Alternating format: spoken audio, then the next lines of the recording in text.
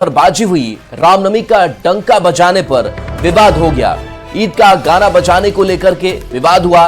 दोनों ओर से जमकर पत्थरबाजी हुई। प्रशासन और 3 थाना की पुलिस मौके पर तैनात है। तो गिरिडीह से ये बड़ी खबर बता रहे हैं, जहां ईद पर दोस्त समुदाय के बीच पत्थरबाजी की ये तस्वीर सामने आई है, जहां अब लगातार पुलिस यहां पर कैंप कर रही है। हालात को शांत करने की पूरी कोशिश प्रशासन की तरफ से किया जा रहा है। बता दें कि रामनवमी का डंका बजाने पर विवाद शुरू हो गया। वहीं ईद का गाना बजाने को लेकर के विवाद हुआ। दोनों ओर से जमकर पत्थरबाजी होती है, जिसमें कई लोग चोटिल भी होते हैं। फिलहाल प्रशासन और 3 थाने की पुलिस मौके पर तैनात है और ये तस्वीर देखकर आप अंदाजा लगा सकते हैं कि किस तरह से यहां से रोड़े पत्थर जो है मिले हैं और उसकी ये तस्वीर निकल करके सामने आई है। अभी हालात को शांतिपूर्ण करने की पूरी कोशिश पुलिस प्रशासन की तरफ से जारी है। जवानों की तैनाती यहां पर कर रखी गई है ताकि हालात को ठीक किया जा सके।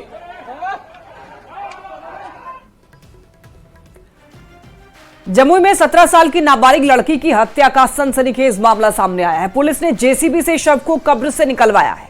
यह मामला मोहनपुर थाना इलाके के सोनदीपी गांव की बताई जा रही है, जहां पर 17 साल की एक नाबालिग लड़की की हत्या कर शमशान घाट के पास में 8 फीट गड्ढे में दफना दिया गया। यह आरोप है कि लड़की की हत्या सिर्फ इसलिए कर दी गई क्योंकि उसने अपने 50 साल के चचेरे बहनोई से शादी करने से इनकार कर दिया था।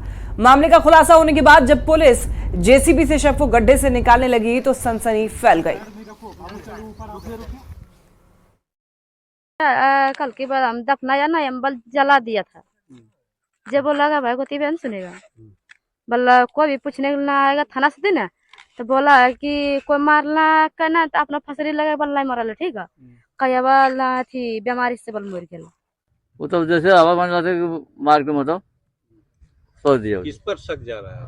शक जा रहा है कि भाई मेरे गाँव लगी ऐसा। तो आप लोगों ने पुलिस को क्यों नहीं बताया कि डेड बॉडी को दफना दिया, ये कर दिया? हम लोग ने किया सर कि हम लोग के बोलने टाइम नहीं दिया, क्या तुम लोग ये सब करेगा तो तुम्हें लोग फंस जाएगा। हम लोग के डर से मारते न बताइए सर। आप लोग को डरा धमका दिया? हाँ, हम लोग को धमका देख के डरा करेगा आप लोग को कैसे होगा।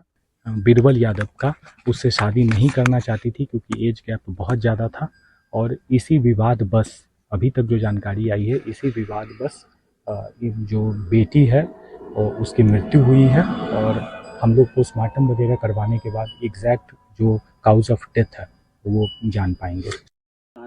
जमुई जिले के मोहनपुर थाना इलाके में 17 साल की एक नाबालिग लड़की की हत्या का सनसनीखेज मामला सामने आया है और हत्या कर 100 को 8 फुट गड्ढे में दफना दिया गया था। पुलिस को सूचना मिली और सूचना के बाद जब मामले का सत्यापन करने में जुटी गई तो पुलिस तो पाया गया कि यहाँ पर जो गड्ढा है, इसी गड्ढे में जो 8 फुट का गड्ढा है, इसी गड्ढे में दफनाया गया है। और जब पुलिस को सूचना मिली तो देख सकते हैं कि जेसीबी की मदद से इस 100 को निकाला जा रहा है और यहाँ पर भारी संख्या में पुलिस बल पहुंचे हैं और जैसे कि भीड़ जुट गई है। और बता दें कि जिस लड़की की मौत हुई है, हत्या हुई है, उसका नाम ननकी कुमारी बताया गया है, जो सोनदीपी गांव की रहने वाली है और भगीरथ यादव की बेटी बताई गई है। जो जानकारी मिली है उसके अनुसार भगीरथ यादव के भाई बीरबल यादव के दामाद की शादी करने का दबाव ननकी कुमारी पर बताया जा रहा था और उसके परिवार वालों पर बनाया जा रहा था और शादी से इनकार कर देने के बाद इस तरह की घटना को अंजाम दिया गया है। जो जानकारी मिली है, हालांकि शुरुआती दौर में पुलिस को यह बताया गया था कि यह आत्महत्या है, स्वाभाविक मौत है, तरह तरह की बातें आई, लेकिन जो जानकारी मिली है उसके अनुसार ननकी के परिवार वाले और रिश्तेदारों ने ही इस हत्या को अंजाम दिया और फिर 100 को साक्ष्य को मिटाने के लिए यहाँ पर दफना दिया गया। केसी कुंदन, न्यूज़ 18 जमुई। खबर बगहा से, जहां पर एक युवक के साथ में अपराधियों ने मारपीट की और उसके अपहरण का प्रयास किया। पूरी घटना सीसीटीवी में कैद हुई है। युवक सुंदरम यादव उर्फ विशाल यादव अपने दोस्तों के साथ में बंसी चौक पर मिठाई दुकान में आया था। इसी दौरान चौक पर उसकी एक अन्य व्यक्ति के साथ बातचीत हुई और इसके बाद एक गाड़ी पर सवार करीब आधा दर्जन अपराधी तलवार और अन्य हथियारों से लैस दुकान पर आ धमके और युवक के साथ मारपीट करने लगे। बाद में अपराधियों ने युवक को जबरन गाड़ी में बिठाना भी चाहा, लेकिन भारी भीड़ इकट्ठा हो गई। इसके बाद अपराधी युवक को छोड़कर फरार हो गए। एफआईआर दर्ज होने के बाद पुलिस ने 6 लोगों को हिरासत में लिया है। खबर भागलपुर से है, जहां कचहरी चौक पर गुस्साई महिला ने लड़के का कॉलर पकड़कर सरेआम पिटाई कर दी। ट्रैफिक पुलिस की मौजूदगी में महिला ने 3 लड़कों को थप्पड़ जड़ दिया।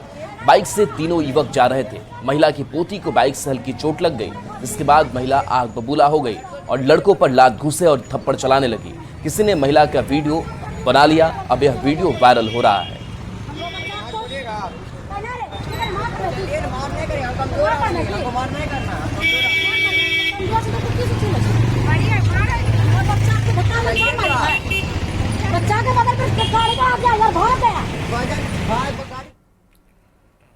और अब बात उस शख्स की जो झारखंड में आतंक का पर्याय बन चुका था, लेकिन खात्मे के बाद भी उसका खौफ परेशान कर रहा है। बात कर रहे हैं गैंगस्टर अमन साहू की। पुलिस एनकाउंटर में मारे जाने के बाद अब अमन साहू के गुर्गे खौफ पैदा करना चाहते हैं, जिसका जवाब पुलिस उसी अंदाज में देने को कह रही है जो हर्ष उनके आका का हुआ था। क्या है झारखंड पुलिस का मास्टर प्लान, इस रिपोर्ट में देखिए।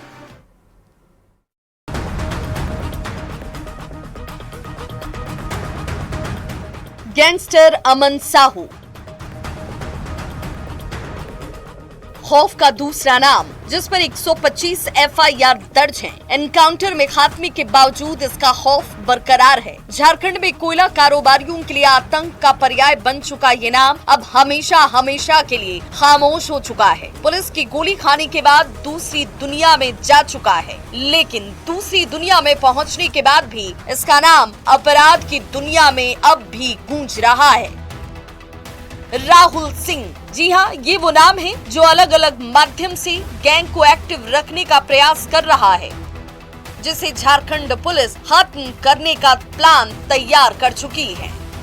इस अपराधी का खौफ झारखंड, छत्तीसगढ़, उड़ीसा, बंगाल, बिहार 5-6 राज्यों में था और इसने पूरे इंटरनेशनलीकरण जिसको बोलते हैं ना, क्राइम का कर रखा था। इसका लॉरेंस बिश्नोई गैंग से कनेक्शन था, इसका दिल्ली के बड़े बड़े गैंगस्टर से कनेक्शन था, पंजाब हरियाणा से कनेक्टेड था। अमन तो चला गया, लेकिन इस साम्राज्य को बचाने, इसे चलाने, खौफ को कायम रखने की जिम्मेदारी अब राहुल सिंह के कंधों पर है। राहुल सिंह भी एक खतरनाक गैंगस्टर है जो सोशल मीडिया के जरिए खतरनाक हथियारों की नुमाइश कर डर का माहौल बनाना चाहता है और कह रहा है कि हम जल्द लौटेंगे। हालांकि डीजीपी ने साफ कर दिया कि चाहे जो कोई भी हो, कानून के दायरे से बाहर काम करेगा तो उसे सबक सिखाया जाएगा। झारखंड के सभी अपराधियों को हम लोग कानून के द्वारा कानूनी कार्रवाई निश्चित करेंगे उन पर, और कानून में जो भी है, वो मयंक सिंह हो, राहुल सिंह हो, कोई भी हो, सभी अपराधियों पर कार्रवाई होगी। और अभी चूंकि नए कानून में पुलिस को काफी अधिक शक्ति प्राप्त हो गई है ऑर्गेनाइज्ड क्राइम पे काम करने की। बहरहाल अमन कुमार गिराया गया है। अमन गैंग के गुर्गों पर भी कार्रवाई जारी है, जिसमें मयंक सिंह, प्रिंस खान, अमन श्रीवास्तव के साथ विकास तिवारी पर बहुत जल्द शिकंजा कसा जाएगा। बस इंतजार करिए इन सभी के ऊपर झारखंड पुलिस की नकेल कब तक कसी जाती है। रांची से न्यूज़ 18 के लिए ओम प्रकाश की रिपोर्ट। लोक आस्था के महापर्व चैती छठ की आज नहाय खाए के साथ शुरुआत हो गई। चैती छठ में भी शुद्धता का पूरा ख्याल रखा जाता है। आज व्रती स्नान के बाद अरवा चावल, कद्दू की सब्जी का प्रसाद ग्रहण करेंगी। कल खरना का महाप्रसाद बनेगा। उसके बाद बुधवार को संध्या अर्घ्य और गुरुवार सुबह को व्रती उगते हुए सूर्य को अर्घ्य देंगे। भोजपुर जिले में चैती छठ की छठा देखने को मिल रही है। छठ के गीतों से माहौल पूरी तरह से भक्तिमय हो गया है।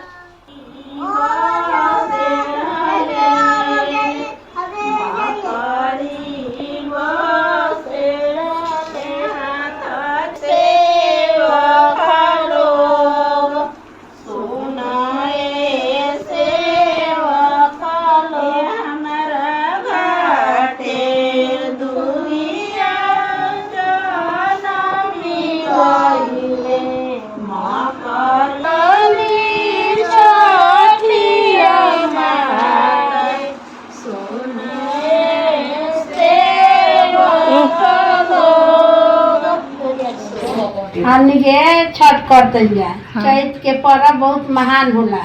चैत के छठ करे के चाहिए, सब कोई के करे के चाहिए। बहुत खुशी के बात रहला। चैत के छठ उत्तम है।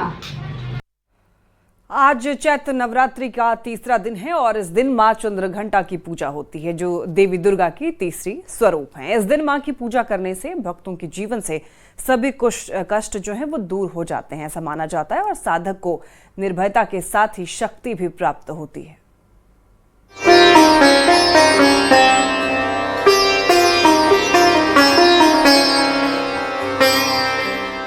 नवरात्रि के तीसरे दिन मां के तीसरे स्वरूप माता चंद्रघंटा की पूजा की जाती है।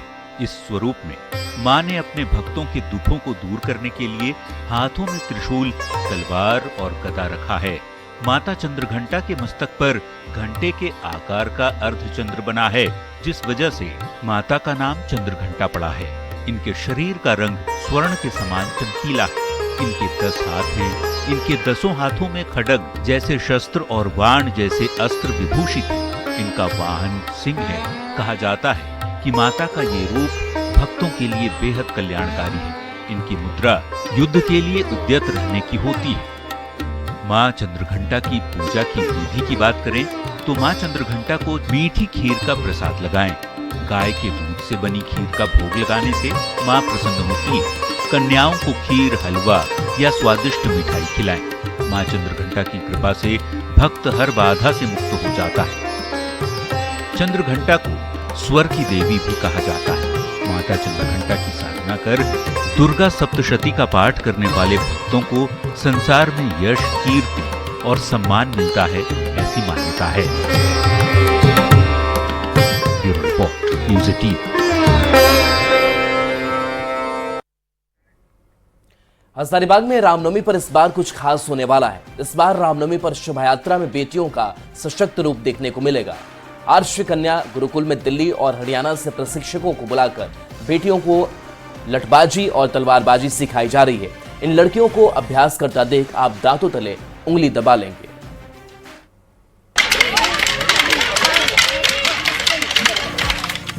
लाठी भांजती लड़कियां, तलवार लहराती लड़कियां,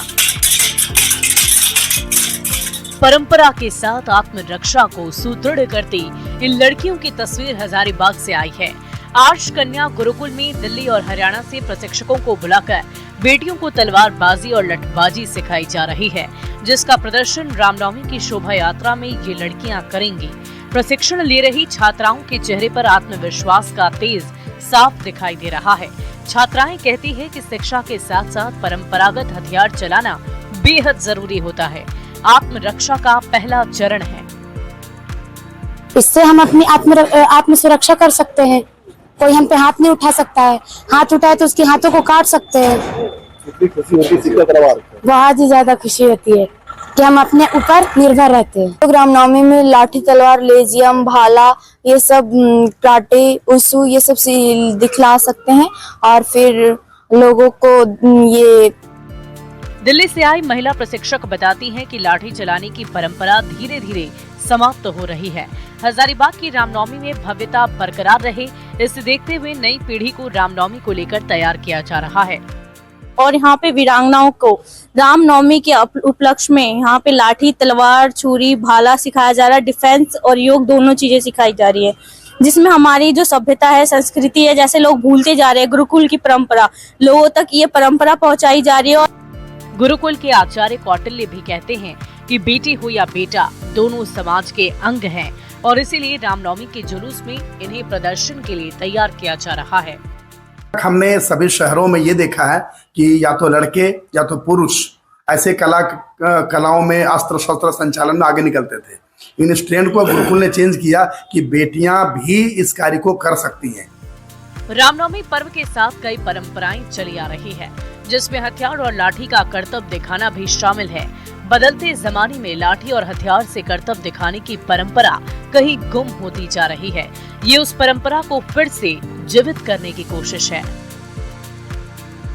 सुशांत सोनी, न्यूज़ 18, हजारीबाग। भोजपुर जिले के बेलाउर गांव में शतचंडी महायज्ञ हो रहा है और भव्य कलश यात्रा के साथ यज्ञ की शुरुआत हुई। ठाकुरबाड़ी से सूरी मंदिर तक 1100 कलश के साथ भव्य यात्रा निकली। महामंडलेश्वर संत वलारी बाबा की देखरेख में यहां यज्ञ हो रहा है। 5 अप्रैल तक बेलाउर में माहौल पूरी तरीके से भक्तिमय रहेगा। भागवत कथा और प्रवचन के लिए काशी और मथुरा से संत आ रहे हैं। 20 मार्च से लेकर 5 अप्रैल तक यह चलेगा। आज कलश यात्रा है, कल पंचांग पूजन, मंडप प्रवेश, अरणी मंथन है। तदोपरांत प्रतिदिन रासलीला, रामलीला, कथा, प्रवचन वृंदावन से भी विदुषी आ रही है और 5 तारीख को पूर्णाहुति और भंडारा तथा सभी संतों को, ब्राह्मणों को विदाई। अप्रैल महीने की शुरुआत भीषण गर्मी से हुई। शेखपुरा जिले में तापमान 38 से 40 डिग्री सेल्सियस के बीच रहा। अप्रैल की शुरुआत में ही पड़ रही इस भीषण गर्मी का असर रबी फसल के साथ आम के पौधों पर भी दिख रहा है। मंचर सूख कर गिर रहा है। संवाददाता अजित कुमार सिन्हा की इस रिपोर्ट को देखिए। फसल के साथ साथ जो फलदार वृक्ष हैं, जैसे आम है, आम का मंजर पूरा झड़ रहा है। देखिए पत्तियां पूरा पीला पड़ जा रहा है। इस कारण ये जो तापमान, जो गर्मी, इस समय का गर्मी है, ये नुकसान काफ़ी पहुंचा रहा है। जबकि पिछले वर्ष काफ़ी आम का मंजर में फल भी आ गया था, लेकिन अभी तो फल, अभी मंजर ही मुरझा गिर रहा है। इस तरह किसानों के सामने काफ़ी परेशानी है। अब मौसम का कोई प्रभाव कहा जाए कि जी अभी के समय में इतना तापमान ज़्यादा, लगभग कह रहा है कि 38 से 40 डिग्री सेल्सियस तक तापमान चला गया है, जिसका प्रभाव देखने को मिल रहा है। फलदार वृक्षों पर कुप्रभाव पड़ रहा है। अब किसान ये जान लीजिए, इतनी बड़ी गर्मी और तपकी गर्मी के वजह से पौधा सूख तो रहा है, उसका जो दाना सिकुड़ता हुआ है वो भी फट के गिर जा रहा है और समय के पहले गर्मी आने की वजह से काफ़ी नुकसान हुआ है। और यह भी आपको बता दें कि इसका भरपाई किसान नहीं कर पाएगा, जितना लागत और पूंजी किसान अब देखिए ना गिर जा रहा है। इतनी गर्मी है कि आम का और तमाम पौधा, माने जब पीने का पानी का कमी हो जा रहा है, आदमी को पानी नहीं मिल रहा है पीने के लिए, तो हम चिंतित हैं। अब इंतजार कर रहे हैं कि तापमान में कुछ नमी आए। अब देखना होगा कि तापमान किस तरह से, और अभी तक जो मौसम विभाग ने जो सूचना दिया है उसके मुताबिक तापमान इसी तरह बढ़ता रहेगा। अजित कुमार सिन्हा, न्यूज़ 18, शेखपुरा। पूर्णिया सांसद पप्पू यादव और बनमनखी विधायक कृष्ण कुमार ऋषि के बीच में जमकर ठनकई। बीजेपी विधायक ने पप्पू यादव और उनके समर्थकों पर जान से मारने की धमकी देने का आरोप लगाया है। दरअसल ये जो पूरा विवाद है, बनमनखी थाना के हरमुड़ी में प्रशासन द्वारा सरकारी जमीन से अतिक्रमण खाली कराने को लेकर शुरू हुआ। सांसद पप्पू यादव हरमुड़ी पहुंचे और आरोप लगाया कि प्रशासन ने जमींदार मनोज शाह और बीजेपी विधायक कृष्ण कुमार ऋषि के कहने पर महादलित का घर तोड़ दिया और उसमें आग लगा दी। वहीं पप्पू यादव के आरोप पर कृष्ण कुमार ऋषि ने सांसद पप्पू यादव पर कटाक्ष किया और कहा कि वो खुद महादलित हैं। कोर्ट के आदेश पर बनमनखी प्रशासन ने जमीन को खाली करवाया था। पप्पू यादव झूठ की राजनीति करते हैं। बनमनखी विधायक ने सांसद पप्पू यादव और सांसद के समर्थकों पर जान से मारने की धमकी देने का आरोप लगाया। जस्ट यहाँ से 1-1.5 किलोमीटर बगल में भाजपा विधायक का घर है। मैं अभी उस गांव में हूँ जहाँ 5-6 सालों से ये महादलित 30 घर यहाँ रह रहे थे और आज प्रशासन पैसा लेकर के, कोई बड़ा जमींदार है, हम नहीं जानते हैं, शमशाह, कोई कहते मनोज शाह, जिनका ये मकान बना हुआ है बड़ा। कौन सा कानून है कि प्रशासन आकर के घर में आग लगा दे, जला दे? मुखेर कानून है, संविधान नाम की कोई चीज नहीं रह गई। पप्पू यादव ने मुझे धमकी दिलाने का काम किया है, जिसका मैं प्रमाण अपने साथ रखा हूं। किस किस से धमकी दिलवाया है आप देख लीजिए, इसका पूरा प्रमाण है सोशल मीडिया पर। और पूरे सोशल मीडिया से सांसद पप्पू यादव ने इतना घृणित और निंदनीय तरह का सोशल मीडिया पर धमकी दिलवाया है। और मैं सांसद जी से कहना चाहता हूं कि मैं कृष्ण कुमार ऋषि हूं, महादलित परिवार से हूं, मैं मरना पसंद करूंगा, झुकना पसंद नहीं करूंगा। आपको जितना धमकी दिलवाना है, गोली चलवाना है, आप चलवा लीजिए। बीजेपी सांसद रविशंकर प्रसाद और बिहार सरकार के मंत्री नितिन नवीन ने पटना एयरपोर्ट के नए टर्मिनल भवन का निरीक्षण किया। दोनों नेताओं ने कहा कि उनकी इच्छा है कि पीएम मोदी इसका उद्घाटन करें। दोनों ने उम्मीद जताई कि जल्द से जल्द नए टर्मिनल भवन का काम पूरा हो जाएगा। हम लोग यहाँ पर आए हैं इसको देखने के लिए। इस एयरपोर्ट को बनवाने में हम लोग की भूमिका रही है। तो बहुत प्रयास किया, बहुत संघर्ष किया, भारत सरकार ने इसको अलाउ किया। तो आज ये बड़ा बन रहा है, अच्छा बन रहा है। हम लोग की इच्छा है कि प्रधानमंत्री जी इसका उद्घाटन करें। सांसद रविशंकर प्रसाद जी इसके अध्यक्ष हैं और उनके उपस्थिति में आज इसका अवलोकन किया गया है।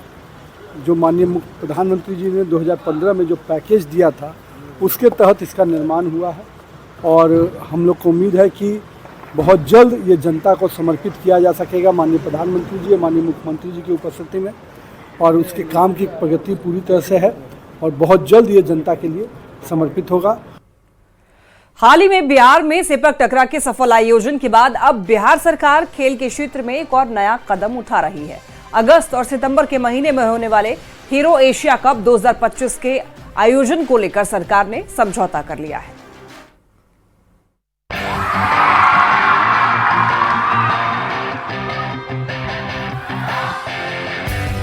खेलोगे कूदोगे होगे खराब, ये कहावत अब पुरानी हो चुकी है। अब खेल कूद लोगों की जिंदगी संवार रहा है। मौजूदा समय में खेल कूद की जरूरत को देखते हुए बिहार सरकार एक के बाद एक ऐसे फैसले ले रही है जो खेल को बढ़ावा दे रहे हैं। हाल ही में सेपक टकरा के सफल आयोजन के बाद अब बिहार में हॉकी टूर्नामेंट का आयोजन होगा।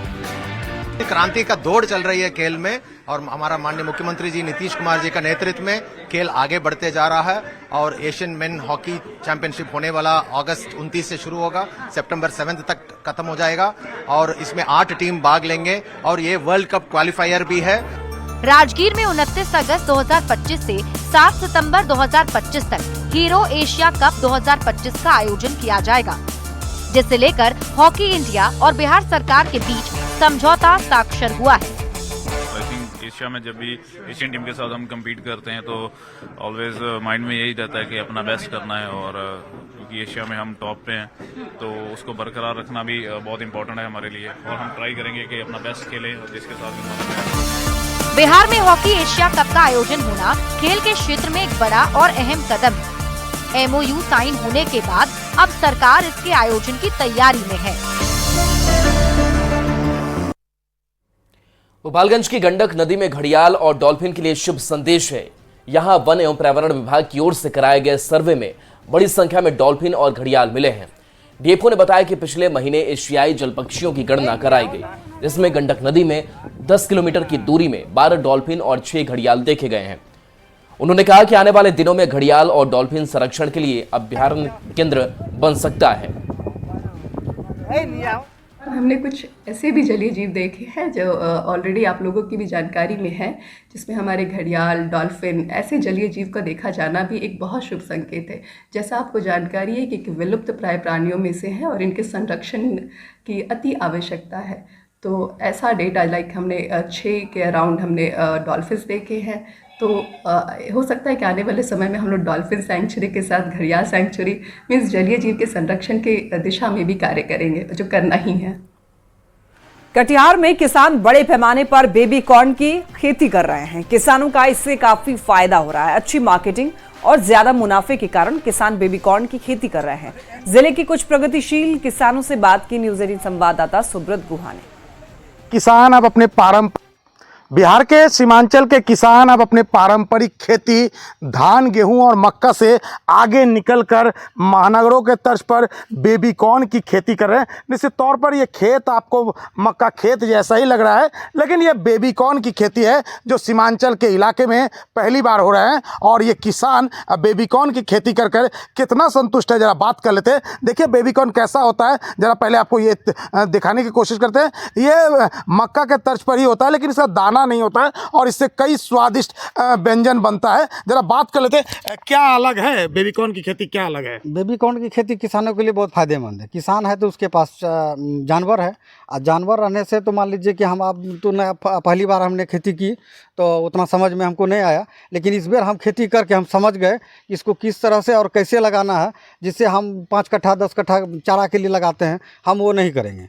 हम अब बेबी कॉर्न ही लगाएंगे। क्या कहते हैं, आम का आम और गुठली का दाम। बाजार में कैसा दाम मिल जाता है? बाजार में अभी 150 रुपया किलो में ये हम होटल इस सब में अभी दे रहे हैं। लागत क्या पड़ता है? लागत हम इतना खेत में किए हैं तो हमको 25,000 के आसपास लागत लगा। संतुष्ट है मैं बहुत संतुष्ट हूँ बेबी कॉर्न की खेती कर। खेती ठीक हो रहा है। हाँ, आप लोग भी आगे करना चाहेंगे? हाँ, आगे तो हम लोग करेंगे ही, क्या चर्चा लगाए हैं तो बहुत अच्छा फसल हुआ, बेच के उनको मुनाफा भी हो रहा है। क्या नाम है आपका? मेरा नाम रविंदर कुमार राय हुआ। तो देखिए, जो युवा किसान हैं जो अलग खेती करने पर विश्वास रखते हैं वो लोग भी संतुष्ट है। और एक बार फिर आपको दिखा रहे हैं, ये कटिहार ही नहीं बल्कि सीमांचल के इलाके में पहली बार बेबी कॉर्न की खेती हो रहा है और इस खेती से किसानों की मुनाफा फिलहाल ठीक ठाक है और आगे किसान इसे बड़े स्तर पर करने की बात कर रहे हैं। सुब्रत, न्यूज़ 18 कटिहार। और चलिए